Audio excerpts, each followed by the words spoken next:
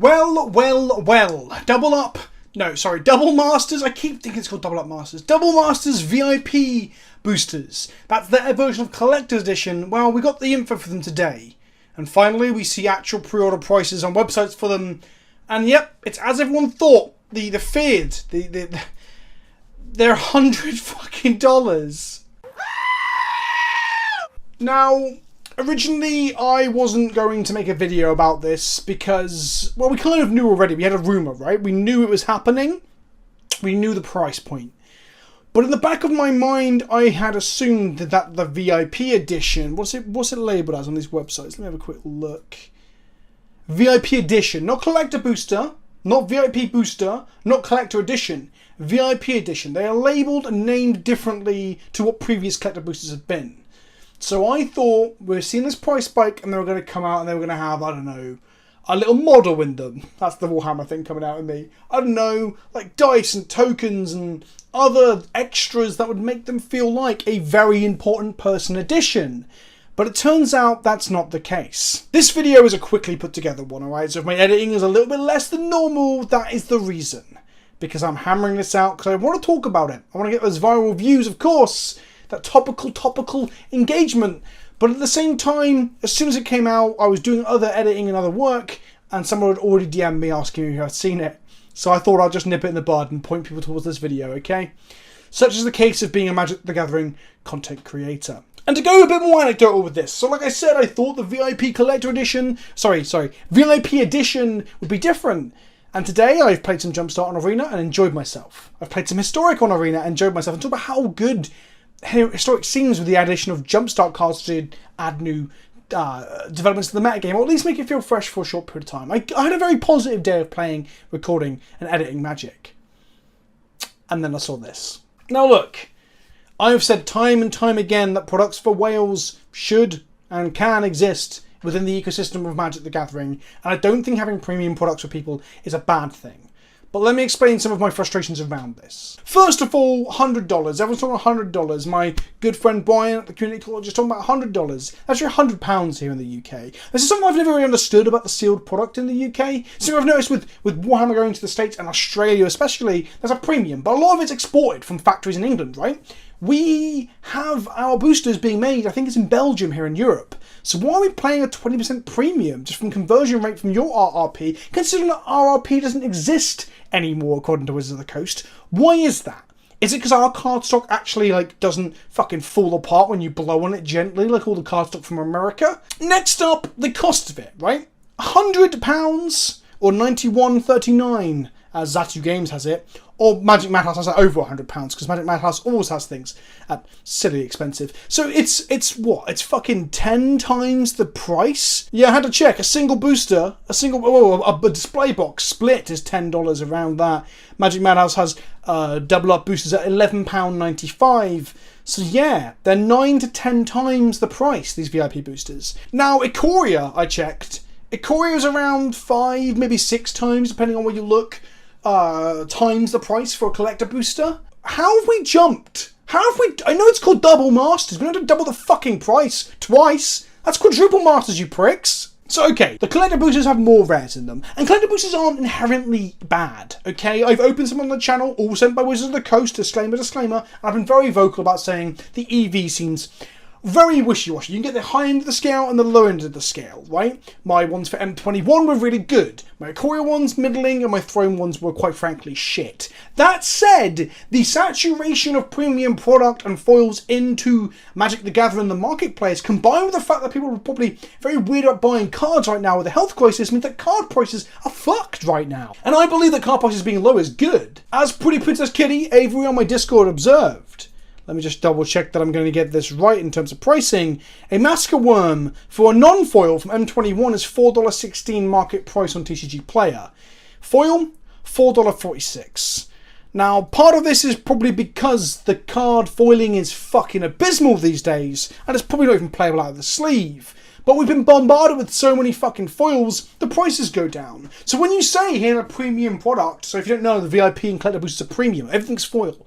Here's a premium product, it's all foil, You're like, cool, but the foils aren't worth shit, and some of them aren't even fucking playable because they come out looking like Pringles. So that's my first consideration. The quality of the stock is bad. Let's be fucking frank with the majority of Magic products. It's been getting marginally better recently, but I don't have much faith in it. So that's my first issue. The card stock, scratching, quality control issue is not quite there. Next up is the huge ramping of price. I get that Double Up Masters has 2 rares per booster and this has 4, but it doesn't have the same number of uncommons or commons, and historically Masters sets have had things like Path to Exile and Mishra's Bauble and other things that, again, I was discussing this on my Discord, they haven't held the value that they used to, but they're still pretty premium commons and uncommons compared to complete draft chaff you don't want from other sets. And well, you have less chance of getting those things in these Double Up VIP collector fucking whatever the fucking name is. On the upside, there's no Brawl or Commander deck for them to put like Windscarred Crag in your VIP Double Up Master collector booster thing. So that's nice. But the whole pricing going up and up and up thing. And look at the fucking boxes. I'll put it on screen now. Look at the box. Why are we wasting? In a world where we're trying to fucking deal with global warming and recycling, why is there so much packaging for one singular fucking booster? There needs to be a fucking toy inside here. I want a Kinder Egg toy in with mine. That's a ridiculous box. But where does it stop, right? If we go from 5 to 6 times up to 9 to 10 times, that was the Throne of Eldraine, the first collector boosters were in September of last year, in 2019. I remember it very well. Since September of last year, we've had multiple collector's boosters. We've had secret layers going from being $20 or $40 up to like fucking ultimate editions at hundreds of dollars, 5 fucking cards. And now we've got collector's boosters approaching $100. What the fuck is it going to be like in a year from now? Is this sustainable? Is this... Sure, some whales are going to buy this shit. Whales will buy anything. Wizards of the Coast are whale hunters. We know this. I've talked about this extensively in a video. But where does this stop? I guess at the point where people stop buying things. But if the whales are buying it and other people can't buy it, it creates a fucking divide. And this brings me to my final really fucking furious thing about this. Whales and premium products and all that shit is fine if the game pieces are available for your average Joe. Your actual, factual, regular customer. I get that the further you get to go towards whaledom, the more income there is to leech out of them or milk out of them. I get that, games companies, right? But you've still got an obligation to... it's an obligation. This is all very much an ethical thing, not a business thing. But you can at least not shit on the people that have propped up your product for the last fucking 20 to 30 years. Fetch lands are still hideously expensive, right? We've seen prices on things come down. Massacre Worm is a $4 card right now for being a core set.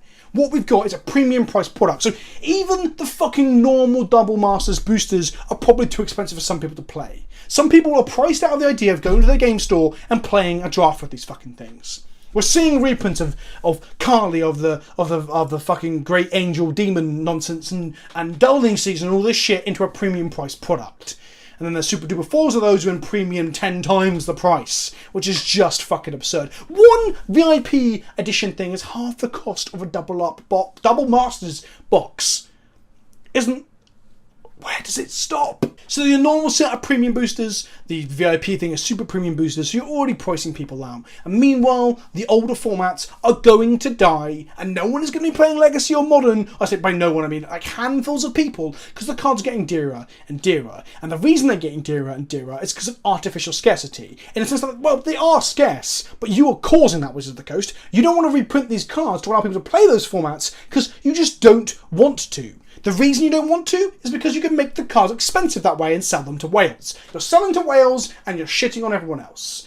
And that, quite frankly, is fucking shit. Lastly, I want to just compare this a little bit to another limited run thing that recently came out. Okay, I'm going to talk briefly about Warhammer and compare it to what's happening with Magic. Bearing in mind, Games Workshop are not a perfect example of a company making Warhammer. Their rules are confusing as fuck, and arguably the hobby's expensive and all that jazz. But let's talk about the Indomitus box for a second. This is the new rule set with a new book, a limited edition book inside with loads of miniatures, and the going price for the stuff inside, they reckon by the time they release it all individually, is going to be £200, £300, £400.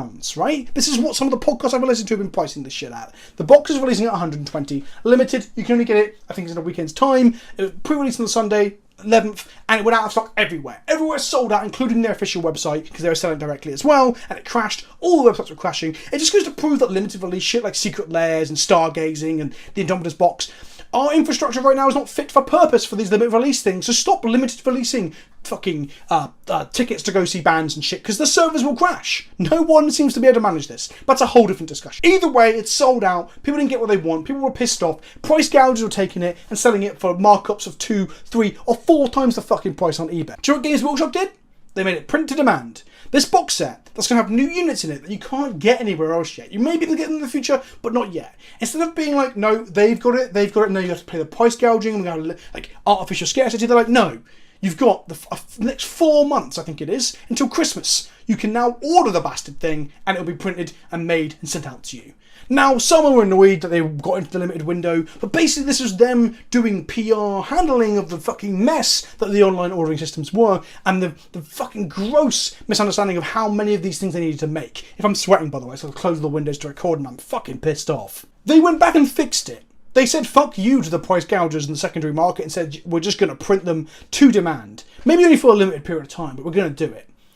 And I just compare that to Magic the Gathering, and we see core sets and core game pieces get done with that, sure, for standard.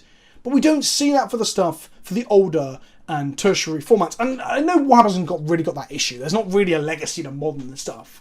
But still, I thought, that's pretty good. I'm actually pretty happy with that. And then you flip back to Magic, where this set is just too expensive for anyone to get into. Even some of you quite enthusiastic people won't be able to draft this more than once. And they're just going to say, okay, the shiny, proper, pretty ones, let's make them fucking hideously expensive. Oh, fetch lands? Don't worry, we'll put them in Secret Lair Ultimate Edition. And we know for a fact they're not going to do them in a meaningful way, right? When they reprint them in a meaningful way, I will sit back and hold my hands up and say, you know what, I've been going on and on about it, and they've done good. They've delivered to their audience and to their player base and to the people that want to play these formats. But they're not going to. It's not going to happen.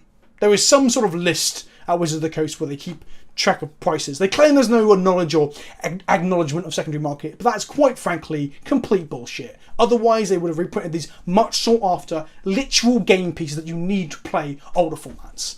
And that's me, just spat on my monitor because I'm so frustrated. So in summary, whale products should exist, but they shouldn't exist where people still can't get hold of the cards to play older formats because they're hideously expensive. You can make premium versions. You can make versions that are so rare they hold massive price tags, like expeditions and such, right? There is still a way to make your card game acceptable, not the word acceptable, accessible, without fucking over your core player base. Oh, and also, they're going to take the piss, right? They're going to take the piss. Like, this price is just going to get higher and higher and higher until they cap out. Good luck. Have fun. If you want to buy some, but I will recommend people do not buy this at this point until we see the older formats showing some love. Because I feel like a disenfranchised player. I love Magic. I think Jumpstart was a great product. I think the Double Masters Limited environment will probably be very good.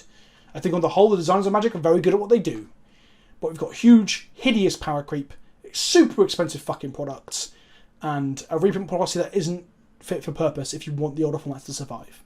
I've been Vince, also known as PleasantKenobi on the internet. This is me angrily rambling. I've even put the red LED on so you know I'm angry.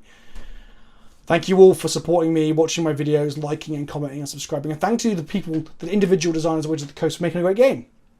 But fuck the Hasbro shareholders and fuck the stupid fucking whale hunting bullshit. See you soon.